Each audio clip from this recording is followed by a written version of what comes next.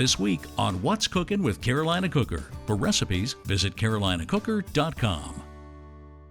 All right, so one of my favorite things to eat is tacos. And how we eat tacos around my house is leftover meat. We actually grilled us a beer butt chicken in the new Carolina Cooker Grill, and I'm gonna take that chicken and make what I call street tacos. Really, really easy. You can use your Carolina Cooker Kamado Grill with it too. Get you a Carolina Cooker skillet, put it right on that grill that you just got done warming up, and just get you whatever kind of pieces of chicken you want, and white meat, dark meat, or whatever, and however many you want. Set that kind of over to the side. Corn tortillas is the trick, not flour, corn.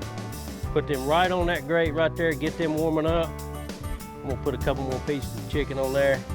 We're gonna let them things not really brown up, but just sort of sizzle in that pan here in just a second. So you just want your tortilla, I like mine a little crispy, and your chicken warm.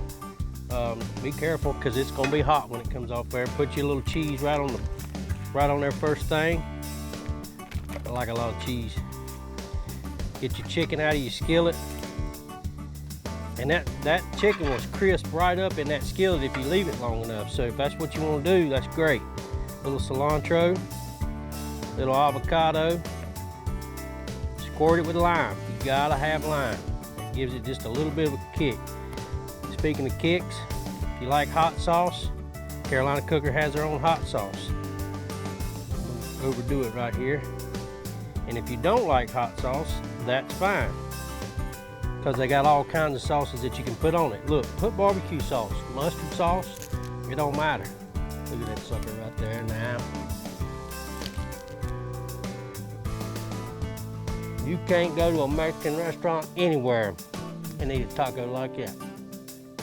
More recipes like this and a grill that you can cook it on, visit carolinacooker.com.